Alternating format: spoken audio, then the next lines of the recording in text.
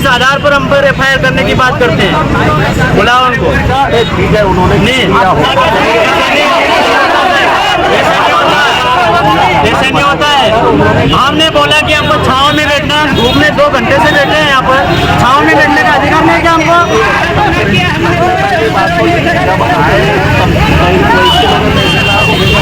तहसीलदार ने बोला कि मैं जवाब नहीं दे सकता, तो हमने बोला हम नहीं देंगे। अवगत कराने का बोला था श्रीमान जी। 2 सालों से हम उनके पास से जवाब ले रहे हैं। हमको DI को बोला, DI सर को पूछो कि किस आधार पर हम पर FIR करेंगे। अभी चलो हम यहाँ से बात करेंगे। पहली बार DI सर को बुलाओ, DI सर को एक बार यहाँ बुलाओ। आप DI सर को बुलाओ और पूछो किस आधार पर FIR करोगे। सब लोग को अंदर हम आए हैं ना। सुनिए, हम लोग अंदर ही जा रहे थे, हम कोई गुनाह नहीं कर रहे थे, हम शांतिपूर्ण धरना कर रहे थे, लेकिन DI सर बोल रहे हैं कि आप पर FIR कर देंगे। वो कौन सी बात हुई? ये बात कौन सी हुई है? सुनो यार, हम नहीं सुनेंगे। क्यों सुनेंगे भाई? नहीं सुनना है तो आप करिए भी। कर रहे हैं हम, करिए। कर रहे हैं। जब आपको मैं कह रहा हूँ मैं बात सुनने के लिए तैयार हूँ, तो आप इससे इस ढंग से बात आप बुलाना DI सर को। चलिए ना, तो मैं बात करने को तैयार हूँ ना। आप लोग हमको TI से बड़ा अधिकारी आ गए हैं तो इसके बाद मेरी बात सुनिए, DI सर को बुलाना किस आधार पर FIR करने की बात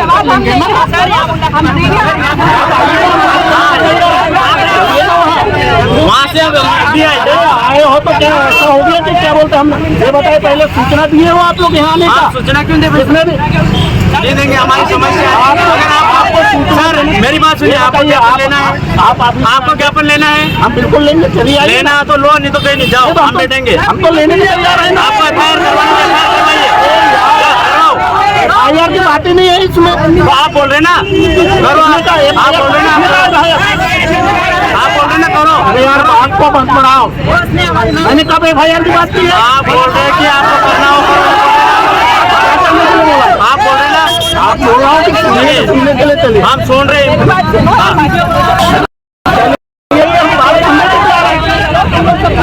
पढ़े लिखे लोग इसलिए हम जो खाना आप बोल रहे हो कि स्टाफ भी बैठ के खाता है खाना वहाँ पे, तो ऐसा कुछ नहीं है। जब कैंटीन जो खाना बनाते हैं वो खुद अलग बना के खाते हैं। उनके लिए वो 4 जन जो खाना बनाते हैं ना, वो खुद अलग खाना बना के खाते हैं उनके लिए।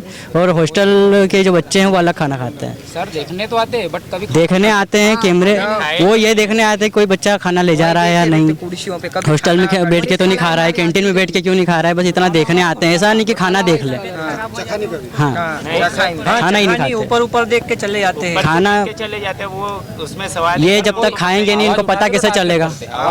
हाँ, जो आवाज़ उठाएगा उसको टारगेट करते हैं। फिर प्रैक्टिकल में नंबर कम देते हैं या टीसी देने का बोलते हैं, हाँ, टीसी नहीं देते हैं। मतलब डराया जाता है। एक को क्लास में से एक को बुलाया जाता है। स्कॉलरशिप कम डाली गई। स्कॉलरशिप भी 6-6 हज़ार डालनी थी तो 3-3 हज़ार ही डाली है। किसी की 4,000, किसी की 4 डाली, किसी की 5, मतलब भेदभाव होता है।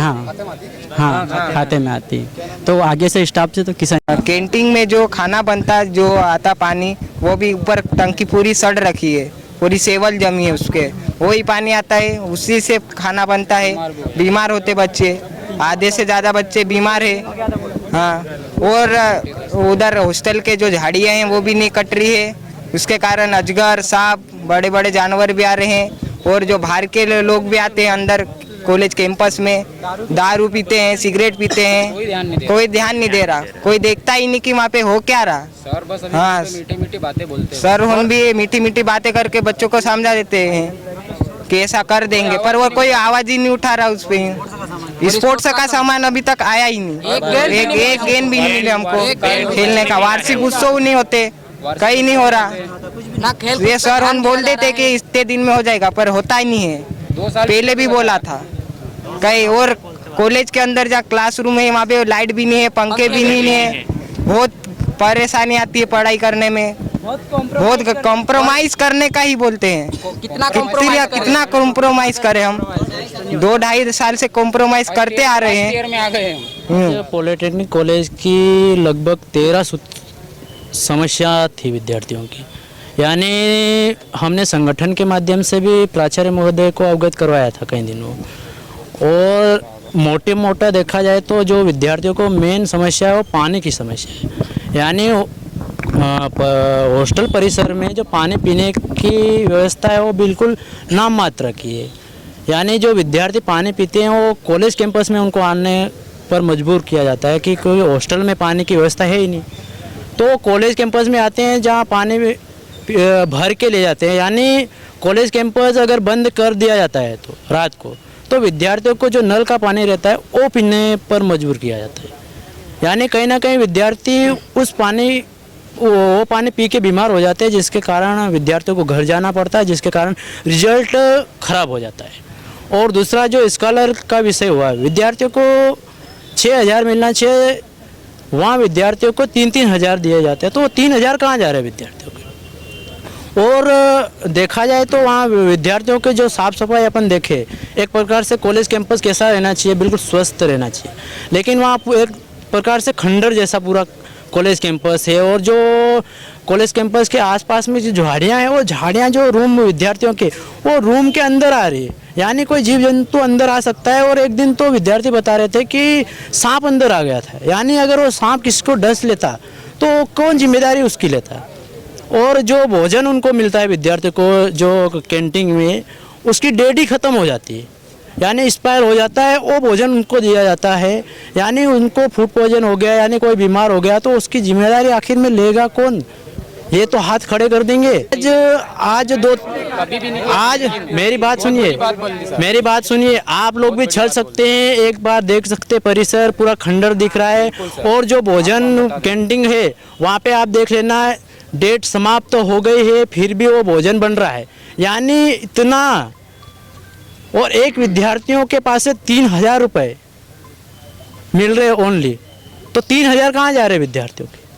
तो कहीं ना कहीं ये छानबीन होना चाहिए और एक कमेटी बनना चाहिए मेरे ख्याल से। अगर 3 दिन के अंतराल में अगर इन चीज़ों की जानकारी अगर नहीं मिली और इन समस्याओं का समाधान नहीं हुआ, तो हम उग्र आंदोलन करेंगे, जिसकी संपूर्ण जिम्मेदारी जिला प्रशासन की रहेगी। उनके है ना सॉल्यूशन उसी समय 2 दिन के अंदर कंप्लीट कर दिया था। जैसे उन्होंने कहा था कि खाने में सर हमें संडे के दिन पूड़ियाँ खानी है, नो प्रॉब्लम, पूड़ियाँ। अब फिर इन्होंने बीच में कर दिया हम पूड़ियाँ नहीं खाएंगे।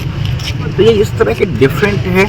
स्टेशनरी, एक बच्चे को स्टेशनरी, एक सेमेस्टर में इनके 5 सब्जेक्ट है, तो 10 इनको है ना आपकी लॉन्ग कॉपीज मिलती है, और साथ में 4 या 5 लेबोरेटरी जर्नल भी इनको प्रोवाइड किए जा रहे हैं। तो आपकी कितनी हो गई?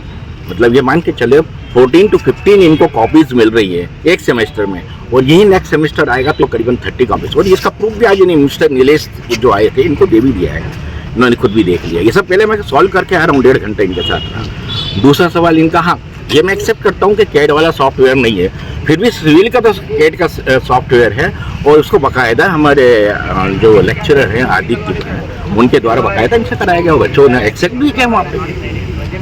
मुझे तो ज्ञापन नहीं दिया ना, मुझे भी एक बार बस वही बताया था, और बताने के बाद मेरे जिसको सॉल्यूशन था वो सब चीज़ हमने इनको कंप्लीट करवा दी, और जो चीज़ नहीं है हम उसको बहुत जल्दी करवा देंगे। सर आप टाइम में लगता है वही, हम तो रेसिडेंशियल है, हमारा हर स्टाफ जाता है, और हर जगह मतलब मॉर्निंग से लेके आपका ब्रेकफास्ट लेकर आदमी बिजी रहता है, तो रात को 8 बजे तक जब तक मेस बंद या 9 बजे तक हॉस्टल एक बंद नहीं होता तब तक 4 लोगों की सुबह मॉर्निंग में ब्रेकफास्ट में ड्यूटी लगी है, 4 लोगों की लंच में ड्यूटी लगी है, और 4 लोग डिनर में ड्यूटी लगी, 4 से 6 लोग। ये पूरा हमेशा चेक करते हैं। उसके बच्चा लास्ट टाइम इनकी भी एक डिमांड थी कि हमारे हर हॉस्टल के अंदर आपको क्या कहते हैं आरओ लगाया जाए, है ना। हमने इमीडिएट इनके सब आरओ और वो सब लगा के गए, लेकिन कोई बच्चा भी है ना वहाँ से पानी पीना नहीं पसंद करता। आरओ लगा हुआ है उसके अंदर सब। हमारे यहाँ जो आपका ट्यूबवेल है, पानी जो है एकदम पोर्टेबल है, और हमारे मैक्सिमम जितने स्टाफ लोग हैं घर आरओ का पानी पीते हैं। जैसा कि आप जानते हो कि आरओ भी आजकल डेंजरस हो गया, ऑस्टियोपोरोसिस भी बढ़ा था अगर आपने आरओ लगाया है तो। अगर 40 डिग्री से कम पानी पिएंगे तो आपको दिक्कत है, आज नहीं तो उसमें भी दिक्कत आती है। जनरली हम लोग भी है ना पानी सब वही पीते हैं जो डायरेक्ट ट्यूबवेल से आता है। तो जिन्होंने आरओ लगा रखे हैं वो ठीक है, पर आरओ इन बच्चों के पास में आरओ लगेगा।